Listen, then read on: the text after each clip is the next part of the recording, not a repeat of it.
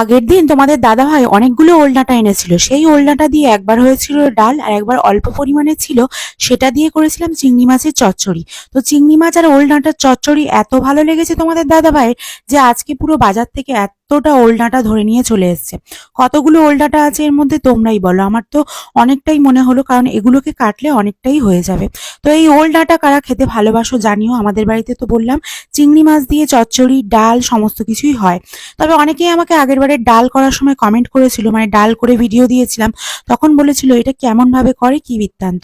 ওল ডাঁটাটা একটু হালকা করে ভাপিয়ে ফেলে দিয়ে তোমরা কিন্তু ডালের মধ্যে দিয়ে খেতে পারো, কিংবা তোমরা চিংড়ি মাছ দিয়ে চচ্চড়ি করেও খেতে পারো, ভীষণ ভালো লাগে।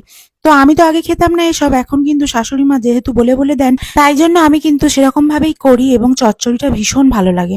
তো এখানে বাজার থেকে বাবা নিয়ে এসেছিল আম আর এই যে বিস্কিটের প্যাকেটগুলো, এগুলো আমাদের কুট্টুস খায়। আর কুট্টুসের জন্য প্রতিবারই বাবা এরকম বাজার থেকে বিস্কিট আনেন, আর প্রতি রাত্রেবেলা ওদেরকে বিস্কিট দেওয়া হয়, আর দুপুরবেলা কিন্তু ভাত মাংস এগুলো দেওয়া হয়, আর সকালবেলা কাঁচা মাংস দেওয়া হয়। তো যাই হোক, এখানে আমগুলোকে তুলে রাখি, আর এখানে চা আছে, চা পাতা শেষ হয়ে গিয়েছিল। তো সব মিলিয়ে আমি এখন রাত্রিবেলা রুটি করছি বন্ধুরা, ঘুগনি আর রুটি। তো ঘুগনি রুটি করে নেব, তারপরে কিন্তু দুপুরে এই রান্না বান্না করবো ওল ডাঁটাটা দিয়ে। আচ্ছা, এবার বাজারঘাটগুলো তুলে ফেলি, তারপরে আবারও কথা বলছি। তো এখানে বাজারঘাটগুলো যেহেতু অনেকটা রাত করে আনে বাবা, সেই জন্য আমি রান্না করতে করতে এগুলো তুলতে যাচ্ছিলাম বারে বারে। আর এই যে দেখো বন্ধুরা, রান্নাঘরে চলে এসেছি আর রুটি ভাজছি এখন গরম গরম। তো রুটি এরকম হয়ে গিয়েছে দেখো, আর কিছুজন ভাত খাবে সেজন্য ভাত করেছি। আর এখানে কিন্তু করে নিয়েছি আলু সিদ্ধ, তো আমার যা আলু সিদ্ধ খাবে, তো সেই জন্য। আর এখানে কিন্তু ঘুগনি, দেখো বন্ধুরা ঘুগনিটা কিন্তু প্রায় জল দিয়ে দিয়েছি, হয়ে যাবে।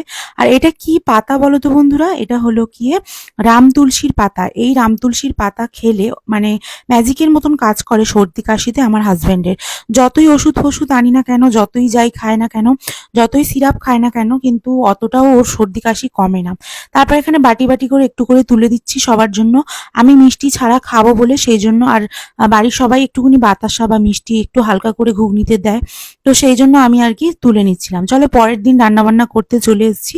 আর পরের দিন শাশুড়ি মা বললেন ওল ডাঁটাটা আজকে হবে না, তো তার পরের দিন হবে, সেই জন্য ওল ডাঁটাটা রেখে দিয়েছি। আর এখানে মাছের ঝাল করছি, দেখো বন্ধুরা ঝোল করছি, ঝাল বলা ভুল, আর ধনেপাতাও দিয়েছিলাম, কিন্তু একটুকুনি ভাবলাম ঝোল ঝোলই রাখবো, খুব একটা ঝাল করে নিলে ভাত দিয়ে খাওয়া যাবে না। আজকে কিন্তু রান্নাবান্নার একটু তাড়া ছিল, কারণ 12টার ট্রেনে ভাত নিতে আসবে আমাদের দোকানের এক ভাই।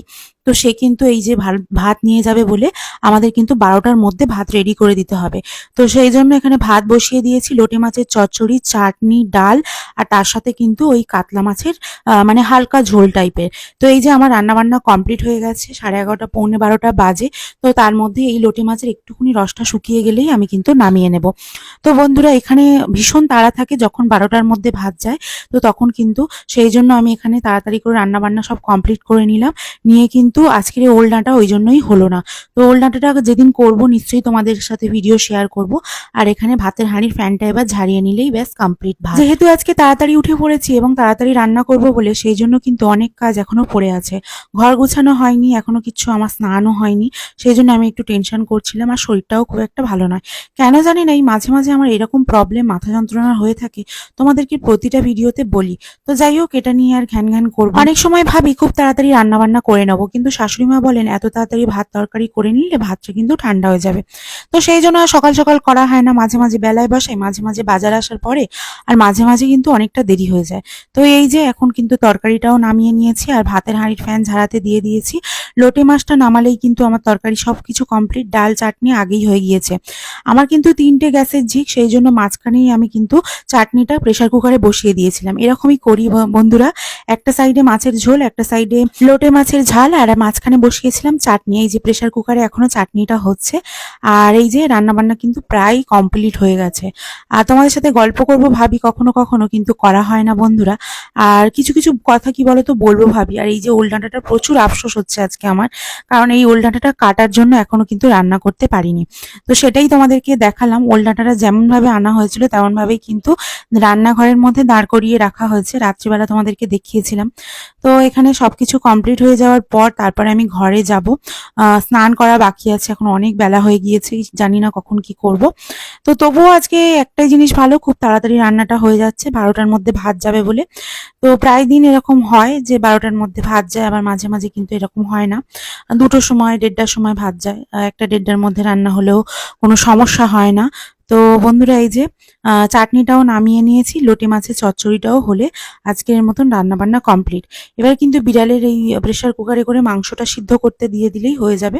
আর এখানে শাশুড়ি মা এসে বসে পড়েছেন, আর ওনার খিদে খিদে পাচ্ছে বলছে। তো আমি ভাবলাম যে তুমি আগে খেয়ে নাও, আমি স্নান টান করে পরে খাবো।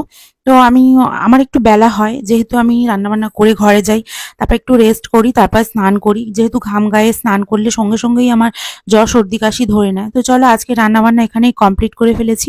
টাটা, ভালো থেকো সবাই, সুস্থ থেকো সবাই।